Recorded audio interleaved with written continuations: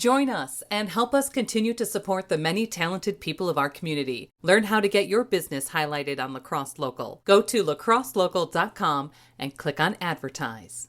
Join us at the La Crosse Winter Roots Festival, Saturday, February 11th at the La Crosse Center. We'll celebrate Wisconsin favorites in music, cuisine, local beer, and spirits. Grab tickets at lacrosselocal.com.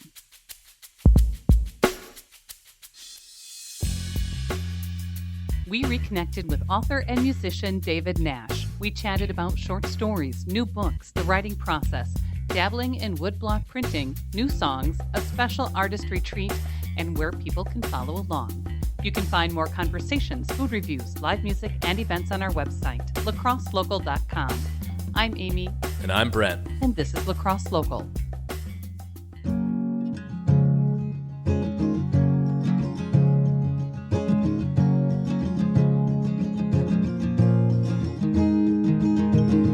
Getting older, you can't fight it. Go on and try it, yeah, give it a go. Well, 'cause I've been swimming against the current. World kept turning while my eyes were closed. So, kind of reaching out to you, putting on your sort of author hat. Been following along you on social media as a friend, but also, you're following your different fan pages. Keep seeing you hashtag NaNoWriMo. Like, what are you spouting about? Oh, yeah. So I figure it is kind of cryptic. So NaNoWriMo stands for National Novel Writing Month.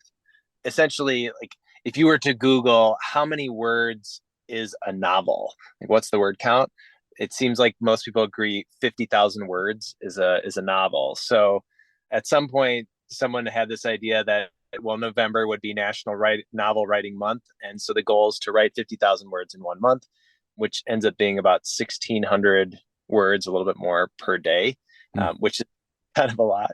It's this little fun kind of network of people that like to write, and every year you kind of pick a topic or something, and you just kind of try and get ideas out, and I've been doing it for the last few years, and it actually ends up being really, really fun. So has it helped you? Are you really knocking out 1,600 words a day, or do you have some hits and misses there? Absolutely, I have hits and misses, but absolutely it's helped me. So like the first time I did it, I probably only got like 15,000 words in the month. And it was really funny. I felt guilty about it. I was like, oh no, I'm not hitting my count and all this stuff. But it really helped me jumpstart. Actually, the first book that I published, it really kind of gave me an excuse to sort of dedicate time to that, my novel, The Man in Pines, this sort of Paul Bunyan story that I wrote. And then I used it again to jumpstart another book idea that I had. And it gives you an excuse to just dive into something and see if that project is worth following. But there's so many days I don't hit it, and so many days I do hit the word count. This November has actually gone way better. I write at night, I write during the day, I write just sort of anytime I can just sort of sneak in a few words. It's good, but it's hard, and sometimes you get it, sometimes you don't. So has it been a good tool for you for kind of a shorter stories? Do you work a lot on that, or is it basically like project based? Yeah, so it's helped me in the past. It's helped me start a couple novel ideas. I have a novel that was accepted by a publisher about a year ago, and that was one that kind of I was able to get a start through through NaNoWriMo. This year I wanted to do something a little different. I'd been collecting short story ideas, kind of funny stories or just quirky things you'd read in the newspaper or you hear on the news. They were all sort of things that were kind of funny, kind of dark. I took a couple weeks in October to just sort of brainstorm and outline some of these ideas. And once November hit, I just went for it. So I've written drafts on 6 short stories. Nice. So for the new book, what's that process like? Like, when is it coming out? What's it about? Can you tell us what it's about, or what does it look like? Well, so the first book I wrote was sort of historical fiction, but kind of magical. That was this reimagining of Paul Bunyan. And that was really fun. And then a few years ago, what happened is, so after I'd written that, I had like a run of nights where, I don't know what it was, but maybe my kids were growing up fast and everything was just happening quick. And I had one of those sort of anxiety moments of, time is flying so fast. What am I going to do? And what does it all mean? Kind of those little brief existential crisis at 3 a.m. in the morning, I caught on to this idea. I remember it was winter time. I was going out on a lot of jogs at night, and I had this idea. I was just started thinking, well, what if you could stop time, like anytime you wanted? What would that be like, and what would the cost be? And so I started just imagining a few different scenes, and all these little scenarios started popping up, and I came up with this story of a family that they kind of carry a trait that some of the members in their family can stop time, but the cost is that it does sort of shorten their life a little bit. And so it's not a happy story. It was more of a reflect that I came up with, but I'm really happy about it. I'm really pleased with how it turned out. It takes place a bit here in kind of the Cross area and then up in Duluth. And so it's a more contemporary novel following a member of this family. So I wrote that. It took me a while to write and then edit. And then it took me maybe 9 months to find a publisher.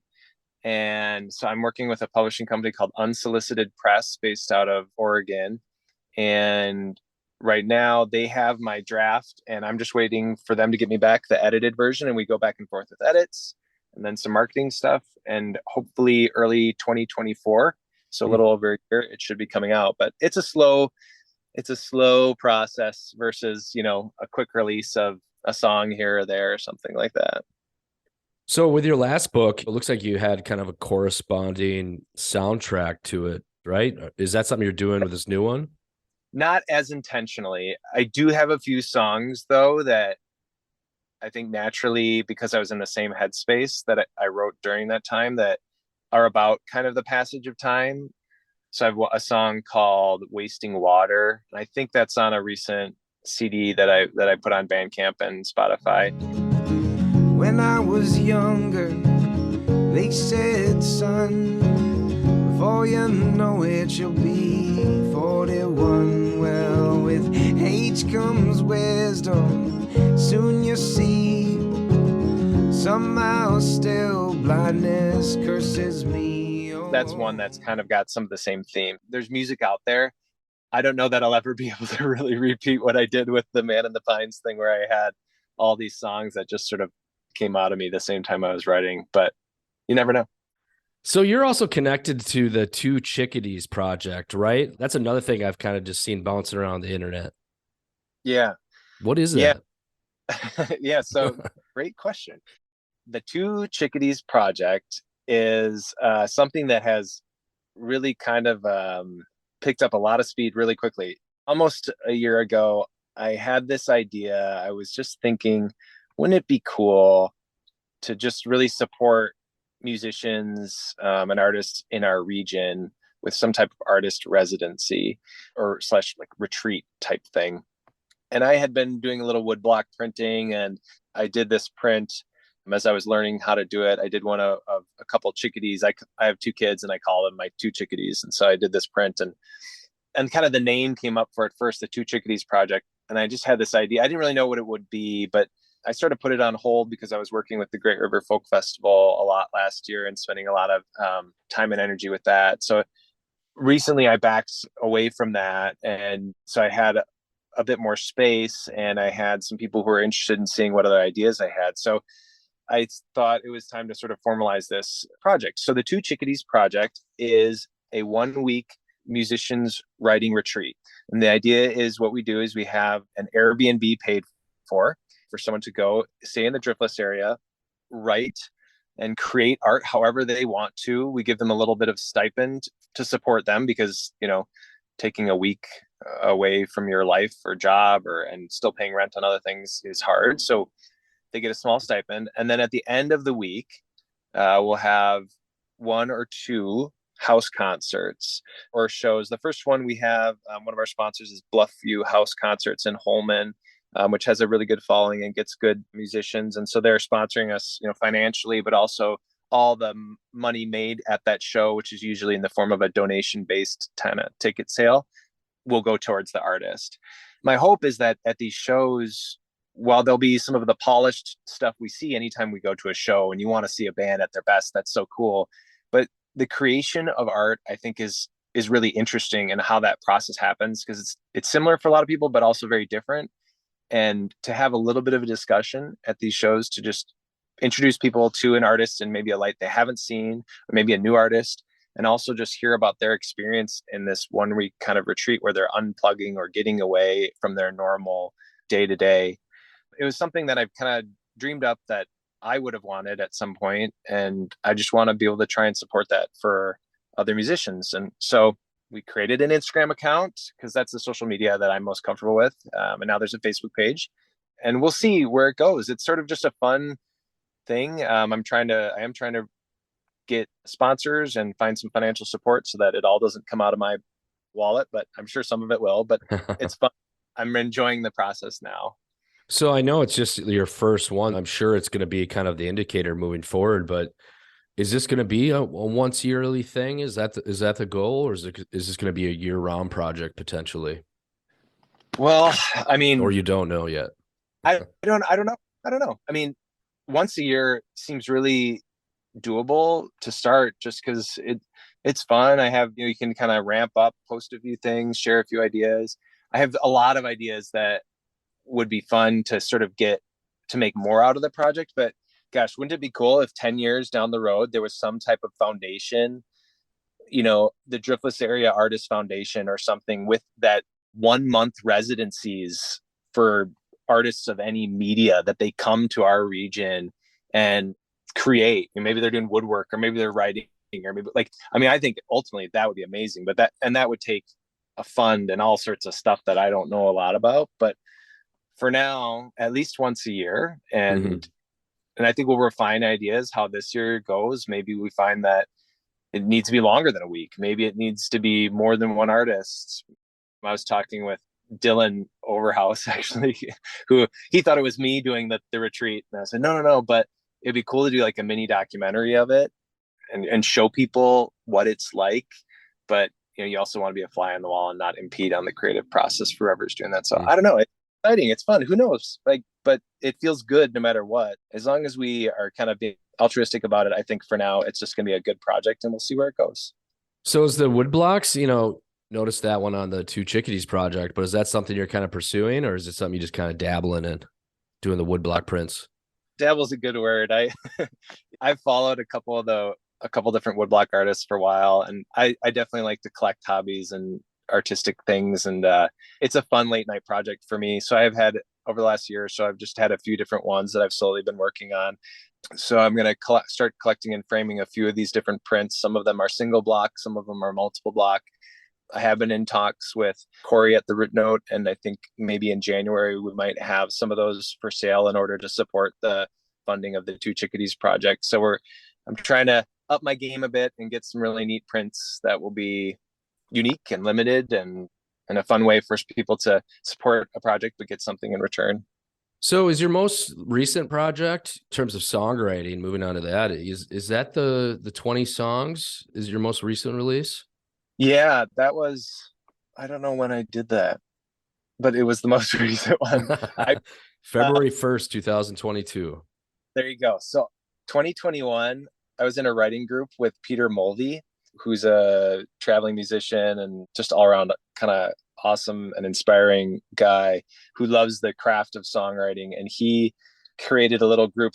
He wasn't touring at the time, so it was sort of pandemic stuff. And he'd do a weekly song prompt. And so I ended up writing maybe 60 or so songs in 2021. And I had a lot that I just liked.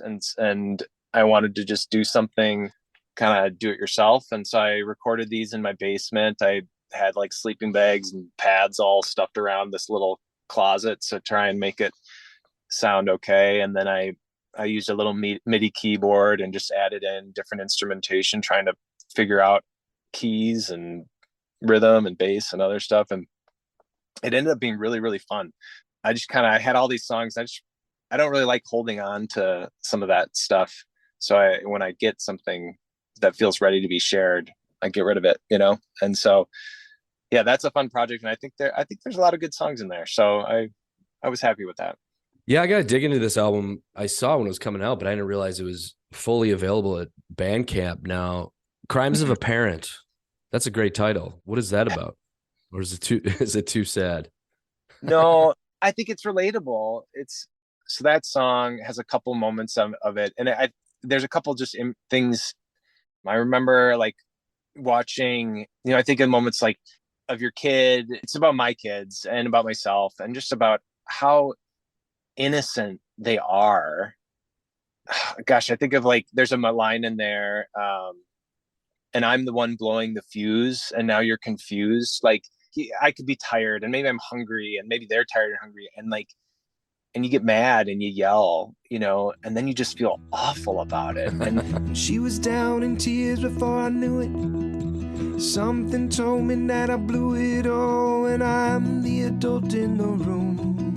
And somehow I'm the one blowing a fuse. My sweet son or daughter, they're young, and they're like, what is going on? Like they're confused. They feel bad. They're like that raw part of being a parent when emotions kind of run high, and they're just innocence of childhood, and how like they're not to blame for their behaviors. It's not an excuse for them to not confused and yada yada, that stuff. But so it was just about that kind of that guilty hat that sometimes we wear as parents, where you realize you overreacted, or you weren't as loving or kind as you could have been in that moment. But thankfully one moment doesn't ruin a relationship. I feel like you're back there feeling bad, and I apologize for bringing that up.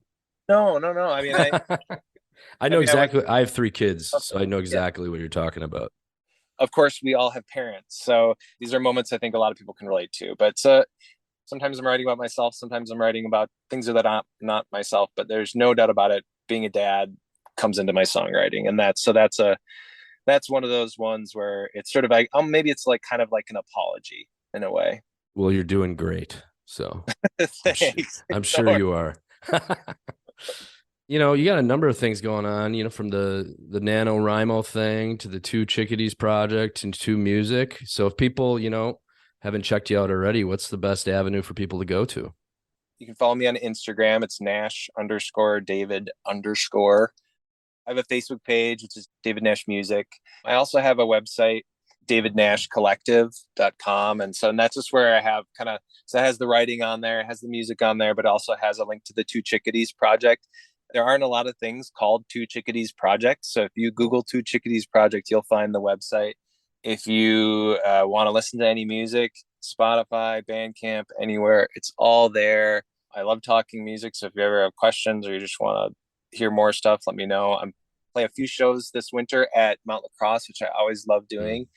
And my book, The Man in the Pines, you can get it online or at any of the local bookshops. And Larson's General carries some copies here in town. So does Pearl Street Books. I've got, this just keeps going, I'm sorry. A short story that's going to be published. I co-wrote it with an author here in town, Lucas Schwaller. This one's a dark short story that's actually going to be really cool. We're really excited how it turned out, and that's going to go in a little anthology. I'm not sure if that'll come out maybe sometime next year, but we'll see. So lots of fun stuff. And I believe also they can find you on Linktree. So I think that has all your different links and all your different pieces as well. Absolutely. Lacrosse Local Podcast is a production of River Travel Media. Do you have an interview idea you'd like to share with us? Message us on Facebook at Lacrosse Local.